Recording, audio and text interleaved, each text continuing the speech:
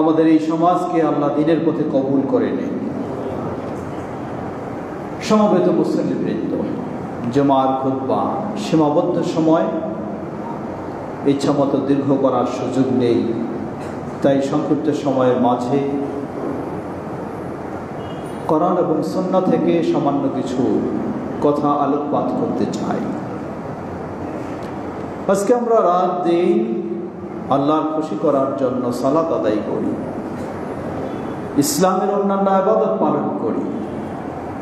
সবগুলির পিছনে আমাদের একটি টার্গেট, যা আল্লাহ খুশি হবেন এবং আল্লাহ আমাদেরকে তার শান্তির স্থান জান্নাতে স্থান দান করবেন। আল্লাহ আমাদের জন্য কবুল করে নিন।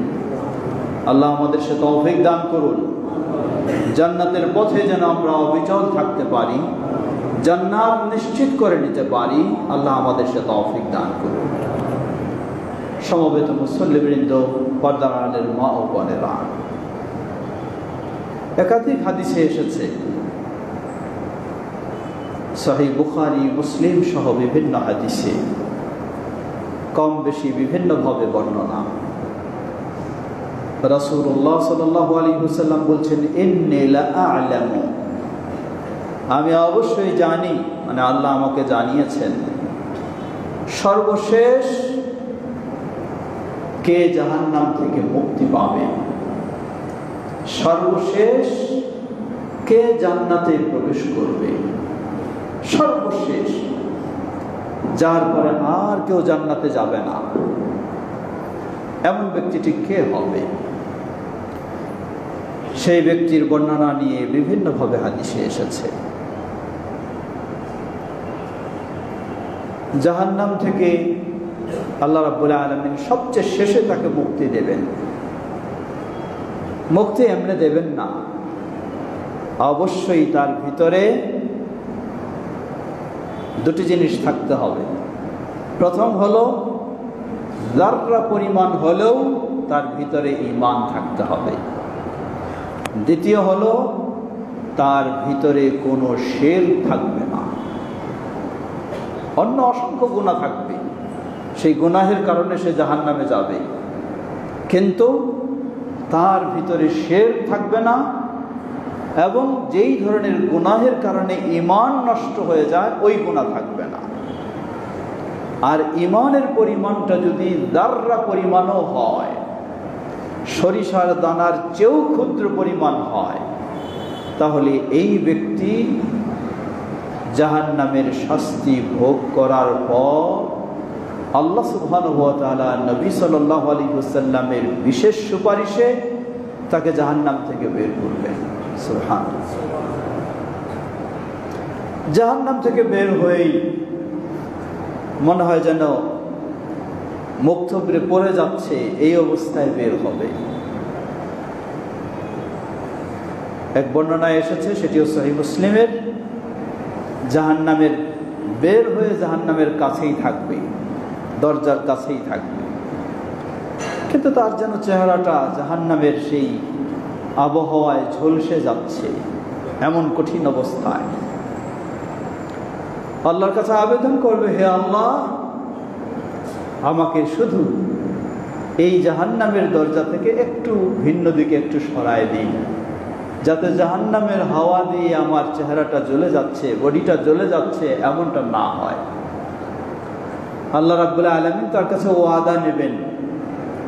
আল্লাহ বলবেন, হে বান্দা, আমি যদি তোমাকে এটা দেই, তুমি কি আরো কিছু চাইবা, না এটাই শেষ চাওয়া? বলছে, হে আল্লাহ, আমার শুধু এই আবেদন কবুল করুন, আর আমি কিছু চাইব না। ঠিক বললেন, হ্যাঁ ঠিক, এটাই শুধু, আর কিছু চাইব না। আল্লাহ সুবহানাহু ওয়া তাআলা তাকে জাহান্নামের কাছ থেকে সরিয়ে দেবেন, কিন্তু এমন জায়গায় সরিয়ে দেবেন সেটি জান্নাতের কাছে চলে যাবে, জান্নাতের দরজার কাছে চলে যাবে। জান্নাতের দরজার কাছে যখন চলে যাবে, জাহান্নামের দরজার কাছে থাকার কারণে জাহান্নামের সেই কঠিন হাওয়া যেমন আসছিল, এখন জান্নাতের দরজার কাছে চলে যাওয়ার কারণে জান্নাতের সুঘ্রাণ তার কাছে আসবে। সুবহানাল্লাহ। তার ভিতরে আলাদা একটা চিন্তা জাগবে, আল্লাহর কাছে আবার প্রশ্ন করবে, চাইবে, আবেদন করবে, হে আল্লাহ, মনে হয় জান্নাত কাছে, জান্নাতের সুঘ্রাণ পাচ্ছি, সুবাতাস পাচ্ছি, আল্লাহ আপনি আমাকে হতভাগা করবেন না, আমাকে দয়া করে জান্নাতের দরজার কাছে একটু নিয়ে যান। আল্লাহ রাব্বুল আলামিন বলবেন, তোমার সাথে না ওয়াদা ছিল, তুমি আর কোনো চাইবা না, কোনো আবেদন করবা না, এই তো তোমার সাথে ওয়াদা ছিল, তুমি আবার কেন চাচ্ছ? বেচারা বলবেন, হে আল্লাহ, ওয়াদা ছিল ঠিকই, কিন্তু আমি চাই না আপনার হতভাগা বান্দাদের মধ্যে হব। কেন আমি আপনার হতভাগা বান্দা হব? তাই আমি আপনার কাছে সেই ওয়াদার পরেও আবার চাচ্ছি, আমাকে একটু জান্নাতের দরজার কাছে নিয়ে যান। সুবহানাল্লাহ। আল্লাহ রাব্বুল আলামিন আরহামুর রাহিমিন, তিনি বান্দার আবেদন শুনবেন, জান্নাতের দরজার কাছে আরেকটু নিয়ে যায় তাকে দেবেন। সুবহানাল্লাহ। যখন এই জান্নাতের দরজার কাছে নিয়ে যায় দেবেন, জান্নাতের ঘ্রাণ এবং জান্নাতের সুদর্শন দৃশ্য তার চোখ দিয়ে যেন সে দেখতে পাবে। দেখতে পেলে তার লোভ সামলাতে পারবে না, আবার আবেদন করবে, হে আল্লাহ, যে জান্নাত আমি চোখ দিয়ে দেখার সুযোগ পেয়েছি, সেই জান্নাত থেকে কি আমি বঞ্চিত হব? আমাকে একটু জান্নাতের ভিতরে প্রবেশ করান। আবার আবেদন করবে, এখন জান্নাতের ভিতরে আমাকে একটু প্রবেশ করান। আল্লাহ আবার বলবেন, তোমার সাথে না ওয়াদা ছিল, তুমি আর কিছু আবেদন করবে না, তাহলে কেন তুমি আবার এই আবেদন করছো? আবার বলবে, হে আল্লাহ, আমি তো আপনার হতভাগা বান্দাদের মধ্যে হতে চাই না, আপনার দয়া পেতে চাই, আপনার অনুগ্রহ পেতে চাই, তাই দয়া করে আমাকে একটু জান্নাতের ভিতরে প্রবেশের সুযোগ দিন।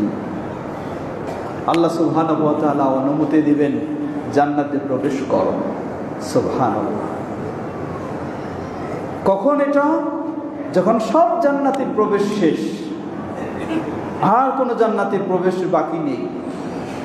আরেক হাদিস, সেই হাদিসে এসেছে, সেই ব্যক্তি বলবেন, যখন আল্লাহ অনুমতি দিবেন, যাও জান্নাতে প্রবেশ করো, তিনি তখন বলবেন, হে আল্লাহ, জান্নাতে তো প্রবেশ করার অনুমতি পেলাম, কিন্তু জান্নাতে তো কোনো জায়গা নেই।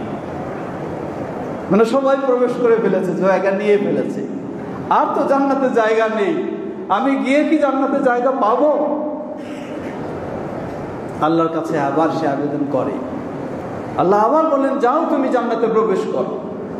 আবার সে বলবে, হে আল্লাহ, সবাই তো জান্নাতে চলে গেছে, মনে হয় জান্নাতে কোনো জায়গা নেই। আবার আল্লাহ বলবেন, যাও তুমি জান্নাতে প্রবেশ করো। সে আবার বলবে, হে আল্লাহ, মনে হয় জান্নাতে কোনো জায়গা নেই, কিভাবে আমি যাব?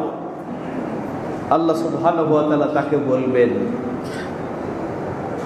তুমি ভয় পাচ্ছ, আশঙ্কা করছো জান্নাতে কোনো জায়গা নেই, জেনে নাও, তুমি সর্বশেষ জান্নাতি, সর্বনিম্ন স্তরের জান্নাতি, তোমার জন্য বরাদ্দ হলো ফালাকা মিথলুদ দুনিয়া, এই গোটা পৃথিবীর সমান তোমার জন্য জান্নাতের জায়গা।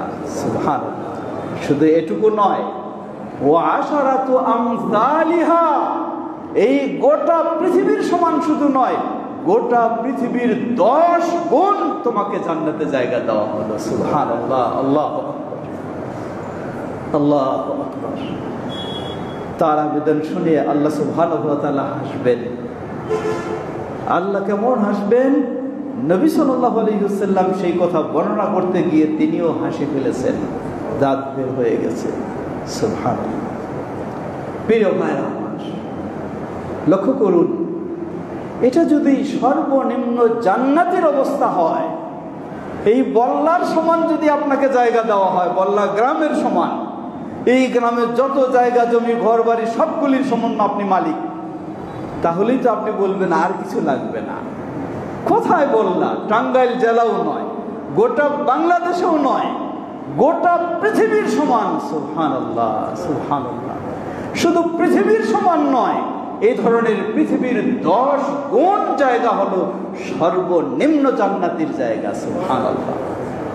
অন্য আরেক বর্ণনায় এসেছে, সেখানে আল্লাহ সুবহানাহু ওয়া তাআলা আবার বললেন যে শুধু এই 10 গুণ নয়, বরং তোমার জন্য ওয়ালাকা মা তাশতাহি নাফসু, এই 10 গুণ শুধু নয়, পৃথিবীর 10 গুণের চেয়েও যদি আরো তোমার মন কিছু চায়, সেই পরিমাণও তোমার জন্য জান্নাতে প্রস্তুত রয়েছে। সুবহানাল্লাহ। প্রিয় ভাই, আজকে আমরা দুনিয়ার সামান্য কিছু পেয়ে আমরা অস্থির হয়ে যাই। এটার জন্য কত মারামারি, কত কাটাকাটি, ঈমানের কথা ভুলে যাই, ইসলামের কথা ভুলে যাই, আল্লাহর কথা ভুলে যাই, আখিরাতের কথা ভুলে যাই। মনে করি যেন দুনিয়াটাই হয়ে গেছে আমাদের সব, এমন পর্যায়ে চলে যাই। কিন্তু এই দুনিয়া থেকে যে আমাকে হারিয়ে যেতে হবে, এই চিন্তাটি যেন আমাদের ভুলে যাই আমরা। আসুন একটু আমরা ভাবার চেষ্টা করি, যেই জান্নাত, সর্বশেষ নিম্ন স্তরের জান্নাতের অবস্থা যদি এই হয়, এর চেয়ে কি ভালো জান্নাত আপনি পেতে পারেন না? এর চেয়ে কি আপনার জন্য আরো ভালো জায়গা হতে পারে না? দুনিয়ার জীবনে কি তা আপনি নিশ্চিত হতে পারবেন? জবাব হ্যাঁ, দুনিয়ার জীবনে আপনি নিশ্চিত হতে পারবেন যে আপনি জান্নাতি। কিভাবে সেটি? আল্লাহ সুবহানাহু ওয়া তাআলা সূরা ফুসসিলাতে তাও বর্ণনা দিয়েছেন। আল্লাহ রাব্বুল আলামিন বলেন,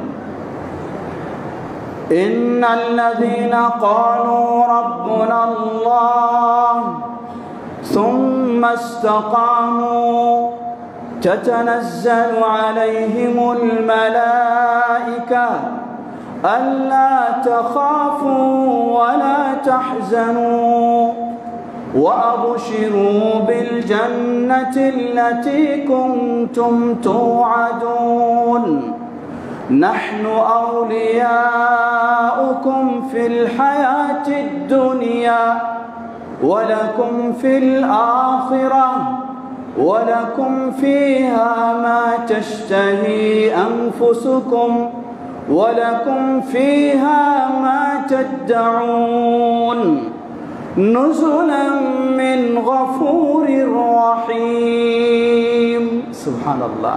আল্লাহ কি বললেন? আল্লাহ বলছেন, ইন্নাল্লাযীনা ক্বালু রাব্বুনাল্লাহ, ওই ব্যক্তি হতে পারে তার ক্ষমতা নেই, তার সম্পদ নেই, তার তেমন শিক্ষা ও ডিগ্রিও নেই, তার তেমন ভালো অবস্থানও নেই, সাধারণ মানুষ, কিন্তু বলে রাব্বুনাল্লাহ, আমাদের রব হলেন আল্লাহ। আল্লাহর প্রতি এই বিশ্বাস, আল্লাহর প্রতি এই ঈমান, আল্লাহর প্রতি এই আস্থা, আল্লাহর প্রতি এই ভরসা সব ক্ষেত্রেই একমাত্র তাওহীদের উপরে প্রতিষ্ঠিত থাকে, একত্ববাদের উপরে। এর মানে তাওহীদের উপরে প্রতিষ্ঠিত থাকা মানেই হলো সকল প্রকার শিরক থেকে মুক্ত থাকবে। এটাই হলো আজকে আহলুল হাদিসদের দাওয়াত, আহলুল হাদিসদের আহ্বান। এটি পীর মুরিদের আহ্বান নয়, মাজারপন্থীর আহ্বান নয়, কবর পূজারীর আহ্বান নয়, তরিকাপন্থীর আহ্বান নয়। আহলুল হাদিসের আহ্বান হলো সর্বমুহূর্তেই আপনাকে স্বীকৃতি দিতে হবে রব হলেন আল্লাহ সুবহানাহু ওয়া তাআলা।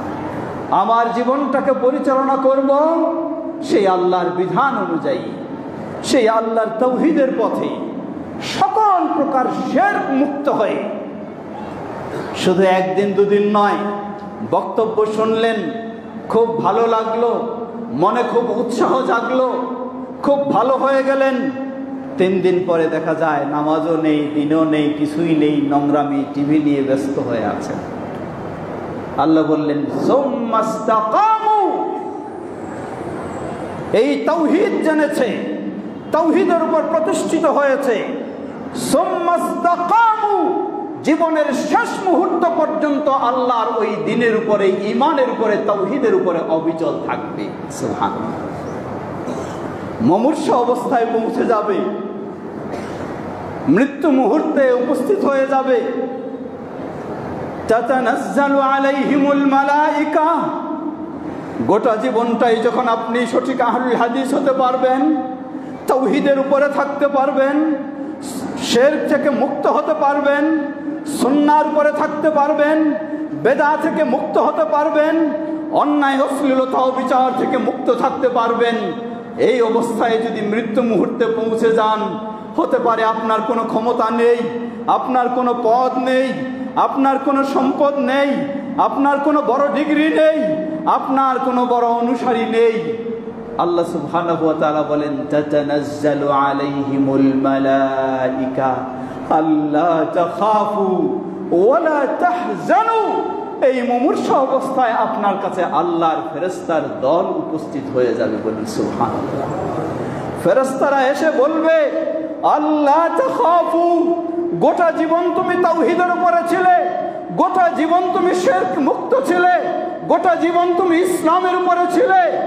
আল্লাহ তাখাফু, আমরা তোমাকে সাহস দিচ্ছি, তোমরা কোনো ভয় পেও না। ওয়ালা তাহজানু, কোনো দুশ্চিন্তা করো না। ওয়া আবশিরু বিল জান্নাহ, আর সুসংবাদ নিয়ে নাও, দুনিয়ার জীবনে এই সুসংবাদ তোমাদের জন্য জান্নাত অপেক্ষা করছে। সুবহানাল্লাহ, আল্লাহু আকবার। দুনিয়ার জীবনে সুসংবাদ নিয়ে নাও, তোমাদের জন্য জান্নাত অপেক্ষা করছে। সুবহানাল্লাহ। ওয়া আবশিরু বিল জান্নাতি, যেই জান্নাতের প্রতিশ্রুতি দেওয়া হয়েছে ওই জান্নাত তোমাদের জন্য অপেক্ষা করছে। সুবহানাল্লাহ। আরো বলবেন, নাহনু আউলিয়াউকুম ফি হায়াতিদ দুনিয়া, জেনে রাখো আমরা তোমাদের দুনিয়ার জীবনে বন্ধু হিসাবে ছিলাম, আমরা তোমাদেরকে ছেড়ে চলে যাচ্ছি না। ওয়ালাকুম ফিল আখিরাহ, মৃত্যুর পরেও তোমাদের জন্য আমরা আল্লাহর ফেরেশতারা বন্ধু হিসাবে সব সময় সাথে রয়েছি। সুবহানাল্লাহ। ওয়ালাকুম ফিহা মা তাশতাহি আনফুসুকুম, জান্নাত তো রয়েছে, দুনিয়ায় বহু কিছু পেলেও মন যা চায় তা পাওয়া যায় না, কিন্তু জান্নাত হলো এমন, মা তাশতাহি আনফুসুকুম, তোমাদের মন যা চাইবে জান্নাতে তোমরা তাই পেয়ে যাবে। সুবহানাল্লাহ। ওয়ালাকুম ফিহা মা তাদউন, জান্নাতে তোমরা যা আবেদন করবে, যা দাবি করবে, তাই সব কিছু পেয়ে যাবে। কেমনে? নুজুলাম মিন গফুরির রহিম, কারণ এই জান্নাতের মেহমানদারি দুনিয়ার কারো পক্ষ থেকে নয়, মিন গফুরির রহিম, সেই ক্ষমাশীল আল্লাহ। প্রিয় ভাইরা আমার, একটু ভাবার চেষ্টা করুন, দুনিয়ার ক্ষমতা নিয়ে, দুনিয়ার পদ নিয়ে, দুনিয়ার সম্পদ নিয়ে, দুনিয়ার আর কত কিছু নিয়ে একটু কি ভেবেছি গোটা দুনিয়াটাও যদি আমাকে দিয়ে দেওয়া হয় আমি কতদিন ভোগ করব? এই দুনিয়ার সব কিছু ছেড়ে আমাকে চলে যেতে হবে। কিন্তু আমি যে অবস্থায় থাকি না কেন, যদি আমি আল্লাহর তাওহীদের উপরে থাকতে পারি, আমি যদি শিরক মুক্ত থাকতে পারি, আমি যদি আল্লাহর সন্তুষ্টির পথে চলতে পারি, এটার উপরেই যদি সারা জীবন আমি অবিচল থাকতে পারি, সুবহানাল্লাহ, ওই সর্বনিম্ন জান্নাতি যে জান্নাত পাবে, স্থান পাবে দুনিয়ার 10 দুনিয়ার সমান, ওই ব্যক্তির সাথে তুলনা নয়, তার চেয়েও আপনার স্থান হবে আরো উন্নত। বলুন সুবহানাল্লাহ। বরং আল্লাহ সুবহানাহু ওয়া তাআলা আরো সুসংবাদ দিয়েছেন, আমার জীবনটাকে যদি আমি গড়ে তুলতে পারি একমাত্র আল্লাহর আনুগত্য তাওহীদের উপরে, অতঃপর নবী মুহাম্মদ সাল্লাল্লাহু আলাইহি ওয়াসাল্লামের সুন্নাহর আলোকে, তাহলে আমার জন্য সুসংবাদ হলো, ফাউলাইকা মাআল্লাযীনা আনআমা আল্লাহু আলাইহিম মিনান নাবিয়্যিনা ওয়াস-সিদ্দীকিনা ওয়াশ-শুহাদা'i ওয়াস-সালিহিন। তাহলে আমার স্থান হবে আমার প্রিয় নবী মুহাম্মদ সাল্লাল্লাহু আলাইহি ওয়াসাল্লাম যেই হাই ক্লাস জান্নাতে থাকবে, সেখানেই হবে আমার স্থান। সুবহানাল্লাহ। সিদ্দিকগণ, শহীদগণ, সালেহগণ যেখানে স্থান পাবে সেখানে আমার স্থান হবে, যদি আমি আমার জীবনটাকে গড়ে তুলতে পারি তাওহীদের উপরে, শিরক মুক্ত হয়ে, সুন্নাহর উপরে বেদআ মুক্ত হয়ে। এভাবেই যদি আমার জীবনটাকে গড়ে তুলতে পারি, প্রিয় মুসলিম ভাই ও বোনেরা, আজকে আহলুল হাদিসদের দাওয়াত হলো এটাই, জমিয়তে আহলুল হাদিসের দাওয়াত হলো এটাই, জমিয়তে শুব্বানে আহলে হাদিসের দাওয়াত হলো এটাই, এই বল্লা ঐতিহ্যবাহী কেন্দ্র জামে মসজিদের দাওয়াত হলো এটাই। আসুন আমরা সেই তাওহীদ ও সুন্নাহর পথে চলি, তাহলেই জান্নাত আমরা নিশ্চিত করে নিতে পারবো, শুধু নিশ্চিত নয়, ওই জান্নাতের সুসংবাদ দুনিয়াতেই আমরা লাভ করতে পারবো ইনশাআল্লাহ। আল্লাহ আমাদের সকলকে সে পথে চলার তৌফিক দান করুন। ওয়া আখির দাওয়ানা আলহামদুলিল্লাহি রাব্বিল আলামিন ওয়া সাল্লাল্লাহু তাআলা নবিনা মুহাম্মদ ওয়া আলা আলিহি ওয়া সাহবিহি আজমাইন।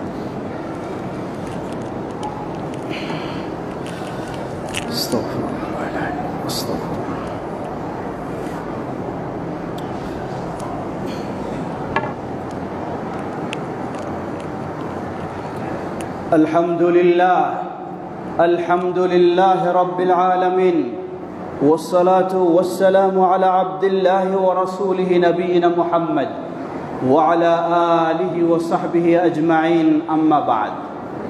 সমবেত মুসল্লিবৃন্দ, সুতরাং আবারও স্মরণ করে দিতে চাই, এই সেই ঐতিহ্যবাহী বল্লার মানুষ আপনি।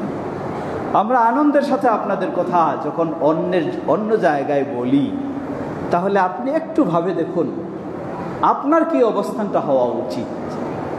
আপনাকে কি আপনার সমাজের কথা ভাবতে হবে না? আপনাকে কি আপনার ঐক্য সংহতির কথা ভাবতে হবে না? আপনাকে কি আপনার ঐতিহ্যের কথা ভাবতে হবে না?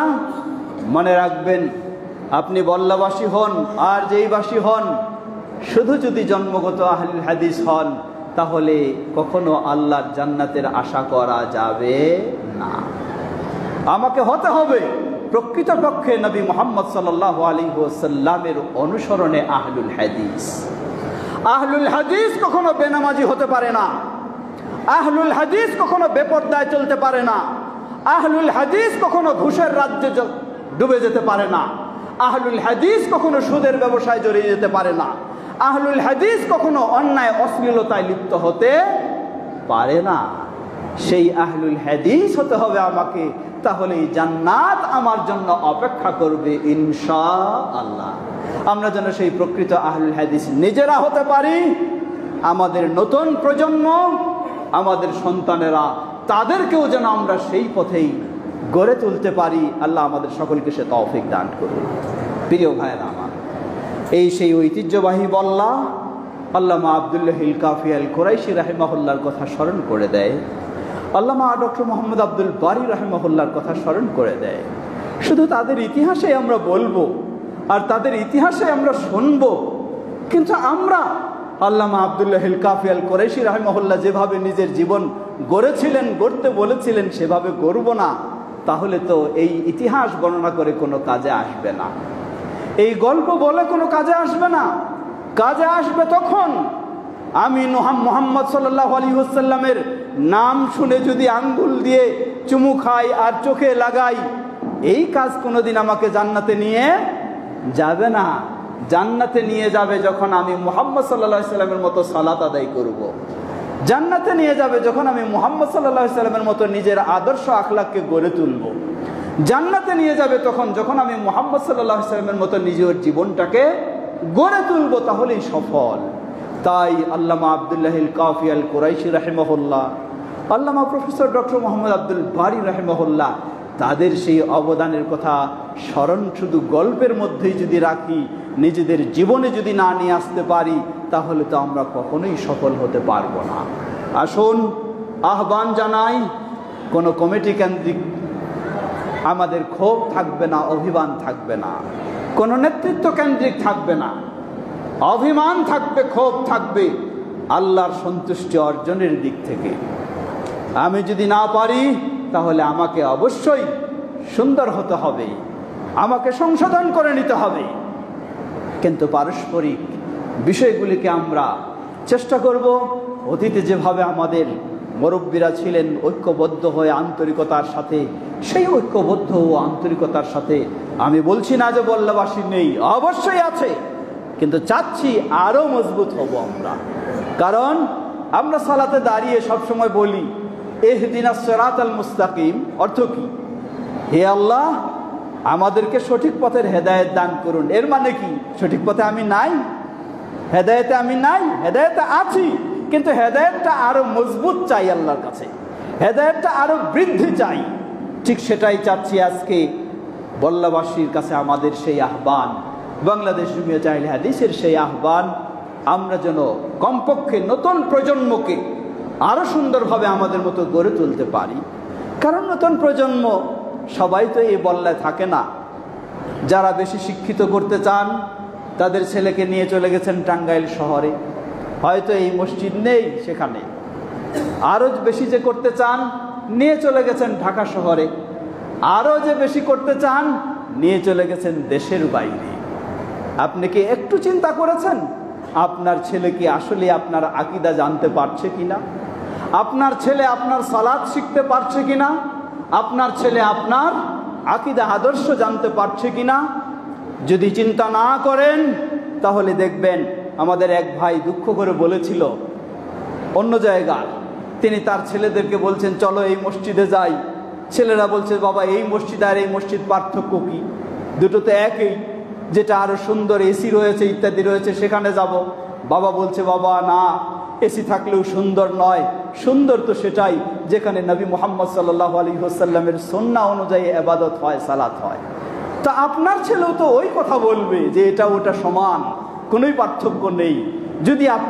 যদি আমি আমার ছেলেকে সেই শিক্ষা না দিতে পারি, তাই আমাদের সকলের দায়িত্ব, যারা বয়োজ্যেষ্ঠ তারা যেমন জমিয়তের সাথে রয়েছি, আমাদের যুবকদেরকে জমিয়ত শুব্বানে আহলে হাদিসের সাথে সম্পৃক্ত করে তাদেরকেও সেই আদর্শে সেই আলোকে আমরা গড়ে তোলার চেষ্টা করব। আল্লাহ আমাদের সকলকে সে তৌফিক দান করুন।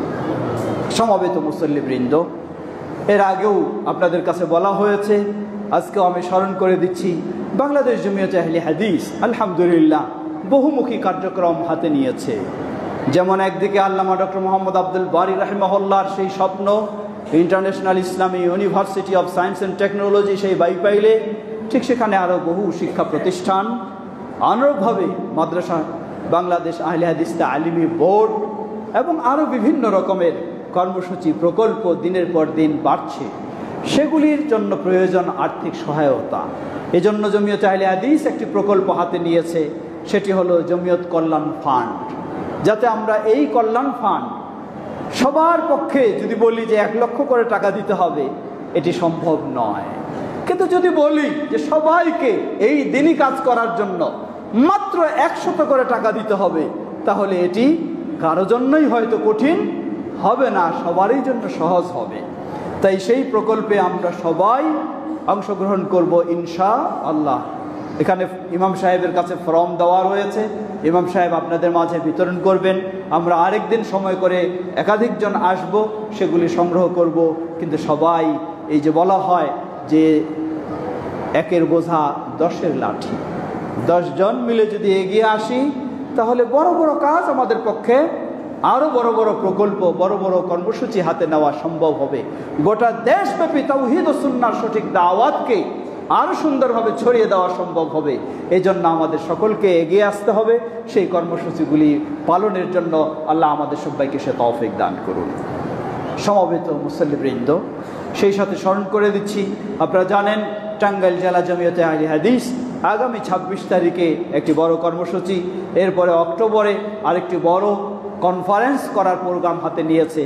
আগামী 26 তারিখে সেটি হবে প্রায় গোটা টাঙ্গাইলের যে সমস্ত ইমাম ও খতিব রয়েছেন তাদের নিয়ে দিনব্যাপী টাঙ্গাইল শহরে ইমাম প্রশিক্ষণ হবে। এখানে আমাদের সকল ইমামেরা যেন কমপক্ষে অংশগ্রহণ করতে পারে সেটি আমাদের খেয়াল রাখতে হবে, কারণ ইমামরাই তো আমাদেরকে সঠিক গাইড দেবেন। এরপরে অক্টোবরে হবে জেলা জমিয়তের বড় সম্মেলন, যেখানে কেন্দ্রীয় জমিয়ত শুধু নয় বরং বাইরে থেকে বিদেশি মেহমানও আসবে। সেই সম্মেলনগুলি আমরা সফল করার জন্য সকলেই সর্বাত্মক সহযোগিতা দেওয়ার চেষ্টা করব ইনশাআল্লাহ। সেই সাথে আগামী 2 আগস্ট জমিয়ত শুব্বানে আহলে হাদিসেরও কেন্দ্রীয় সম্মেলন, সেই সম্মেলনেও আমরা আমাদের যুবকদেরকে সেখানে অংশগ্রহণের জন্য উদ্বুদ্ধ করব। এবং যুবকেরা তারা তো ছেলে মানুষ, তাদেরকে আর্থিকভাবে আমাদের সহযোগিতা দিতে হবে। আমাদের দায়িত্বশীল রায়হান এবং যারা রয়েছে তারা আপনাদের কাছ থেকে সেই ধরনের সহযোগিতাও আশা করে, যেটার মাধ্যমে তাদেরও কার্যক্রমগুলি সুন্দরভাবে এগিয়ে নেওয়া সম্ভব হবে। আমরা সবগুলি পরস্পরের সহযোগিতা দিয়ে আমাদের এই মসজিদ রয়েছে এবং পার্শ্বে মাদ্রাসা রয়েছে যেটি তাহফিজ মাদ্রাসা, এটিকে আরও, কারণ আমাদের যে আলিয়া মাদ্রাসা রয়েছে সেটি তো সরকারি অনুদানে সেটি তার গতিতেই চলতে থাকবে। কিন্তু আমাদের যেটি আরেকটি আহলুল হাদিস আলেম তৈরি করার জন্য যেই মাদ্রাসা তৈরি করা হয়েছে সেটি হলো বল্লা তাহফিজুল কোরআন ও ইসলামিয়া মাদ্রাসা, সেই মাদ্রাসাটিকে আমাদের যেন বড় করতে পারি, যোগ্য আহলুল হাদিস আলেম গড়ে তোলা যায়, সে লক্ষ্যে এটিকে আরও সুন্দর কর্মসূচি নিয়ে সামনে এগিয়ে চলতে হবে। সর্বোপরি আমরা যেন সবাই আন্তরিকতার সাথে পরস্পরে সহযোগিতা দিয়ে সামনের দিকে এগিয়ে যেতে পারি, সেই চিন্তায় আমরা রাখবো। আল্লাহ আমাদের সকলকে সে তৌফিক দান করুন। সমবেত মুসল্লিবৃন্দ, আজকেও শেষের দিকে স্মরণ করে দিই, এখন দেখছি আমরা জায়গা নেই, বাইরে দাঁড়িয়ে আছেন অনেকজন, কিন্তু এই মুসল্লিদের কি জায়গা? এই মুসল্লিদেরকে কি আসা দরকার ছিল না যখন খুতবা শুরু হয়? আগেও একদিন আমি স্মরণ করে দিয়েছি, সবাইকে স্মরণ করে দিতে চাই। আজকে জুমার দিন, এটি এমন একটি মর্যাদাপূর্ণ দিন। মুসলিমদের জন্য এই জুমার দিন হলো ঈদের দিন, সাপ্তাহিক ঈদের দিন। সুতরাং এই সাপ্তাহিক ঈদের দিন আল্লাহর সন্তুষ্টি অর্জনের জন্য আমাদেরকে একটি বিশেষ প্রস্তুতি নেওয়া দরকার। খুতবা শুরু হওয়ার আগেই যদি আমি মসজিদে উপস্থিত হতে পারি, যেখানে জায়গা পাবো 2 রাকাত সালাত আদায় করে আমি যদি বসতে পারি, অতঃপর মনোযোগ সহকারে খুতবা শুনতে পারি, ইমামের সাথে 2 রাকাত সালাত আদায় করতে পারি, তাহলে রাসূলুল্লাহ সাল্লাল্লাহু আলাইহি সাল্লাম বলেন কয়েকটি আরও শর্ত রয়েছে। নিজের বাড়িতে সুন্দরভাবে গোসল করে, আতর সুগন্ধি ব্যবহার করে, সুন্দর সাধ্য অনুযায়ী পোশাক পরিধান করে মসজিদে এসে আগে এমনি বসে যাব না, যেখানেই জায়গা পাবো 2 রাকাত সালাত আদায় করে তারপরে বসবো, অতঃপর মনোযোগ সহকারে খুতবা শুনবো এবং ইমামের সাথে 2 রাকাত ফরজ সালাত আদায় করব। নবী সাল্লাল্লাহু আলাইহি ওয়াসাল্লাম অনেকগুলি মর্যাদা বর্ণনা করেছেন। এক হলো, গত জুমায় যদি আপনি এভাবে এসেছেন, আবার যদি এই জুমায় এসে থাকেন, তাহলে ওই জুমা থেকে এই জুমা পর্যন্ত 7 দিন এবং অতিরিক্ত আরও 3 দিন, 10 দিনের গুনাহগুলিকে আল্লাহ ক্ষমা করে দেন। শুধু এটুকুই নয়, আপনি কষ্ট করে আপনার বাড়ি থেকে গোসল করে, ওযু করে, সুন্দর কাপড় পরে বের হয়েছেন, নবী সাল্লাল্লাহু আলাইহি সাল্লাম বলেন, এই হাদিস সহিহ, আপনার বাড়ি থেকে যত পা ফেলে মসজিদে আসবেন, প্রতিটি কদমের বিনিময়ে 1 বছরের নফল সালাতের সওয়াব, 1 বছরের নফল সিয়ামের সওয়াব দান করবেন আল্লাহ। সুবহানাল্লাহ, প্রতিটি কদমের বিনিময়ে। কিন্তু শর্ত, তা হলো খুতবা শুরু হয়ে গেলে তখন প্রবেশ করলে ওই মর্যাদা আপনি পাবেন না। রাসূলুল্লাহ সাল্লাল্লাহু আলাইহি সাল্লাম আরও বলেছেন, প্রতিটি পা ফেলে যখন আসবেন আপনি, প্রতি পায়ের বিনিময়ে 1টি করে মর্যাদা গুনাহ সওয়াব দান করা হবে, প্রতিটি পায়ের বিনিময়ে 1টি করে গুনাহ মাফ করে দেওয়া হবে, প্রতিটি কদমের বিনিময়ে 1টি করে মর্যাদা বৃদ্ধি করে দেওয়া হবে। সুবহানাল্লাহ, সেটাও হলো খুতবা শুরু হওয়ার আগে আপনাকে মসজিদে আসতে হবে। আরও বলেছেন নবী সাল্লাল্লাহু আলাইহি ওয়াসাল্লাম বলেন, মসজিদের গেটে আল্লাহর বিশেষ ফেরেশতাগণ তাদের রেজিস্টার নিয়ে বসে থাকেন, কে আসতেছে আর তাদের নাম ফেরেশতারা তাদের রেজিস্টারে তালিকাভুক্ত করছেন। কতক্ষণ? যতক্ষণ না মেম্বারে ইমাম সাহেব দাঁড়িয়ে যান। এই ইমাম সাহেব মেম্বারে দাঁড়ানোর আগ পর্যন্ত যারাই আসে তাদের এই নামটি সেই ফেরেশতাদের রেজিস্টারে লিপিবদ্ধ হয়েছে। সুবহানাল্লাহ, যখন এই ইমাম দাঁড়িয়ে যায়, ফেরেশতারাও তাদের রেজিস্টার গুটিয়ে তারাও খুতবা শোনার জন্য বসে যায়। আর পরে যারা আসবে, যতই আপনি বলেন আমি ব্যস্ত ছিলাম, এই ছিলাম, সেই ছিলাম, অথবা সমাজের আমি বড় মোড়ল, বড় মুরব্বী, অথবা আমি বড় সম্পদশালী, যেই হন না কেন, আপনার নাম কোনোদিন ওই ফেরেশতাদের রেজিস্টারে যাবে না। সেখানে কাউকে ফোন করে ওই রেজিস্টারে নাম ঢোকানো যাবে না, কারণ আপনি বিলম্ব করেছেন। প্রিয় ভাইরা, মনে রাখবেন, আমাকে সুস্থ রেখেছেন তো আল্লাহ, চলার সুযোগ দিয়েছেন আল্লাহ, দোকানে বসারও সুযোগ দিয়েছেন আল্লাহ, ক্ষেত খামারে কাজ করারও সুযোগ দিয়েছেন আল্লাহ। ওই আল্লাহ যদি আমাকে সুযোগ না দিতেন, আমি বিছানায় পড়ে থাকতাম, দোকান যেতে পারতাম না, ক্ষেত খামারেও যেতে পারতাম না, অফিসেও যেতে পারতাম না, বাজারেও যেতে পারতাম না। তাহলে আল্লাহর শুকরিয়া আদায় করুন, আল্লাহ আপনাকে সুস্থ রেখে সব করার সুযোগ করে দিয়েছেন। অতএব আল্লাহর ডাক এসেছে, সব ফেলে দিয়ে মসজিদে আসুন, সালাত শেষ আবার চলে যান আপনার কাজে, আপনার পেশায়, আপনার রুজি রোজগারে, কোনো অসুবিধা নেই। আল্লাহ আমাদের সবাইকে সেভাবেই আমাদের জীবনটাকে গড়ে তোলার তৌফিক দান করুন। আমরা নিজেরা চলবো এবং আমাদের সন্তানেরা নিজেরাও জান্নাতে যাব, আমাদের সন্তানদেরকেও জান্নাতে নিয়ে যাব ইনশাআল্লাহ। তাহলে আমাকেও নামাজি হতে হবে, সন্তানকেও নামাজি বানাতে হবে। আমি অনেক সুন্দর নামাজি, সন্তান বেনামাজি, তাহলে তো আশা করতে পারি না যে আমি জান্নাতি আর সন্তান জান্নাতি হবে, এটি আশা করতে পারি না। আশা তখন করতে পারবো যখন আমি নামাজি হব, আমার সন্তানকেও নামাজি বানাবো। আল্লাহ আমাদের সন্তানদেরকেও সেভাবে গড়ে তোলার তৌফিক দান করুন, আমাদের সমাজকেও সেই সুন্দরভাবে গড়ে তোলার তৌফিক দান করুন। ইবাদাল্লাহ রাহমাকুমুল্লাহ, আল্লাহুম্মা সাল্লি আলা মুহাম্মদ ওয়া আলা আলি মুহাম্মদ কামা সাল্লাইতা আলা ইব্রাহিম ওয়া আলা আলি ইব্রাহিম ইন্নাকা হামিদুম মাজিদ। اللهم بارك على محمد وعلى آل محمد كما باركت على إبراهيم وعلى آل إبراهيم إنك حميد مجيد. اللهم ارض عن الخلفاء الراشدين وعن سائر أصحاب نبيك الكريم. اللهم أعز الإسلام والمسلمين واخذل الكفرة والمشركين ودمر ديارهم. يا الله আমাদের দেশ সহ পৃথিবীর সর্বত্র ইসলাম ও মুসলিমদেরকে সমুন্নত করুন। বিশেষ করে সর্বত্র নির্যাতিত মাজলুম মুসলিমদেরকে আল্লাহ হেফাজত করুন। সেই ফিলিস্তিনের নির্যাতিত মুসলিমদেরকে আল্লাহ হেফাজত করুন। চলছে সেই যুদ্ধ সিরিয়া, যেখানে একটি সুন্দর পরিবেশ, সেই সুন্দর পরিবেশেও গায়ের জোরে যুদ্ধ বাজায় দিচ্ছে সেই ইহুদিরা এবং সেই ইহুদিদের ছোট ভাই যারা রয়েছে তারা।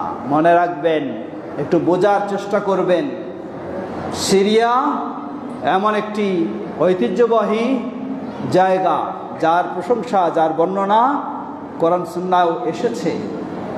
সেই সিরিয়ায় বর্তমান সুন্নিদের যারা সালাফি, তাদের আলহামদুলিল্লাহ এখন সেখানেই তাদের শাসন এবং তাদের সরকার সেখানে প্রতিষ্ঠিত হয়েছে। বলুন আলহামদুলিল্লাহ। সেখানকার শাসক ছিল, যেই শাসক হলো শিয়া অনুসারী। সেই শাসক সুন্নিরা যত ছিল তাদেরকে সর্বাত্মক চেষ্টা করে তাদেরকে হত্যা করার চেষ্টা করেছে। সিরিয়ায় বলুন, ফিলিস্তিনে বলুন, লেবানন বলুন, লিবিয়ায় বলুন, ইরাকে বলুন, ইয়ামানে বলুন, সর্বত্র। কিন্তু বর্তমান সিরিয়াতে যেই শাসক এবং যেই ক্ষমতা সুপ্রতিষ্ঠিত হয়েছে, লক্ষ্য করুন এর পিছনে কারা সহযোগিতা দিচ্ছে। একটু চিন্তা করতে হবে, জানতে হবে আপনাকে। এই ঘোষণাও দিয়ে দিয়েছে সৌদি আরব যে সিরিয়ার সরকারের সরকারি কর্মকর্তা যারা রয়েছে তাদের মাসিক বেতন পর্যন্ত সৌদি আরব দেওয়ার দায়িত্ব নিয়েছে। এতটুকু শুধু নয়, সিরিয়া দীর্ঘদিন যাবৎ বহু ঋণগ্রস্ত, সকল ঋণ পরিশোধের এককভাবে দায়িত্ব নিয়েছে সৌদি আরব। সেই এই বর্তমান, তাহলে একটু ভাবে দেখুন, আগে যেই শাসক ছিল সেই শাসক যে সুন্নিদেরকে হত্যা করত, তার পিছনে আর্থিক অস্ত্র শস্ত্র সবকিছুর সহযোগিতা কে দিত? স্পষ্ট বিষয়, দিত সেই ইরান সুন্নিদেরকে হত্যা করার জন্য। আর সুন্নিদেরকে প্রতিষ্ঠিত করার জন্য সহযোগিতা দিচ্ছে সৌদি আরব। আমাদের সমাজে সবসময় খালি ভুল ধারণা ছড়ানো হয়। মানুষ সৌদি আরবে যারা রয়েছে তারা ফেরেশতা নয়, তারা মানুষ, ভুল হবে। কিন্তু লক্ষ্য রাখবেন, গোটা বিশ্বে তাওহীদ ও সুন্নাহর দাওয়ার পিছনে যারা অবদান রাখে তারাই একমাত্র সৌদি আরব। আর গোটা বিশ্বে সুন্নিদেরকে হত্যা করার, ধ্বংস করার পিছনে যারা অবদান রাখে তারাই হচ্ছে সেই শিয়া ইরানিরা। সুতরাং সর্বত্রই তাওহীদ ও সুন্নাহর অনুসারীদেরকে আল্লাহ সুপ্রতিষ্ঠিত রাখুন। তাওহীদ ও সুন্নাহর অনুসারীদেরকে আল্লাহ সুপ্রতিষ্ঠিত রাখুন, বলুন আল্লাহুম্মা আমিন। এবং যারা সুন্নাহ বিরোধী, আল্লাহ তাদেরকে হয় ইসলামের পথে হেদায়েত দান করুন, নয় তাদের ষড়যন্ত্রে আল্লাহ তাদেরকে ধ্বংস করে দিন। সমবেত মুসল্লিবৃন্দ, আমাদের মাঝে উপস্থিত অনুপস্থিত অনেকে অসুস্থ রয়েছেন, উপস্থিত রয়েছেন আমাদের মুরব্বীগণ যারা রয়েছেন, এবং আরও অনেকে অসুস্থ। আল্লাহ সকল অসুস্থদেরকে পরিপূর্ণ সুস্থতা দান করুন। আমার আব্বা দীর্ঘদিন যাবৎ বিছানায় কঠিনভাবে অসুস্থ, এই ধরনের সকল অসুস্থদেরকে আল্লাহ পরিপূর্ণ সুস্থতা দান করুন।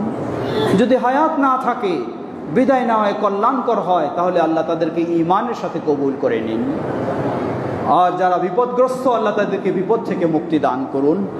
আল্লাহ আমাদের এই দেশকেও সকল প্রকার বিপদ থেকে আল্লাহ হেফাজত করুন। এই দেশকেও শান্তির পথে চলার, কোরআন সুন্নাহর পথে চলার, অগ্রসর হওয়ার আল্লাহ তৌফিক দান করুন। আমাদের যারা প্রিয়জন বিদায় নিয়ে চলে গেছেন, এই বল্লা মসজিদ ইতিহাস ঐতিহ্য যারা রেখে গেছেন, তারা আজকে আমাদের মাঝে নেই। আল্লাহ তাদের ভুল ত্রুটি ক্ষমা করে তাদেরকে জান্নাতুল ফেরদাউস নসিব করুন। আমাদের অনেকেরই বাবা মা ভাই বোন যারা বিদায় নিয়ে চলে গেছেন, তাদের ভুল ত্রুটি ক্ষমা করে জান্নাতুল ফেরদাউস নসিব করুন। আমরা যেন গোটা জীবন তাওহীদ ও সুন্নাহর উপর অবিচল থেকে সঠিক দিনের উপরে চলতে পারি, আল্লাহ আমাদের তৌফিক দান করুন। আমাদের সন্তানদেরকে যেন ইসলামের আলোকে গড়ে তুলতে পারি, আল্লাহ সে তৌফিক আমাদেরকে দান করুন। আমাদের এই সুন্দর সমাজকে যেন আরো সুন্দর করতে পারি, আল্লাহ আমাদের সবাইকে সে তৌফিক দান করুন। সুবহানাকাল্লাহুম্মা ওয়া বিহামদিকা আশহাদু আল্লা ইলাহা ইল্লা আনতা আস্তাগফিরুকা ওয়া আতুবু ইলাইক। কাতার সোজা করে নিন।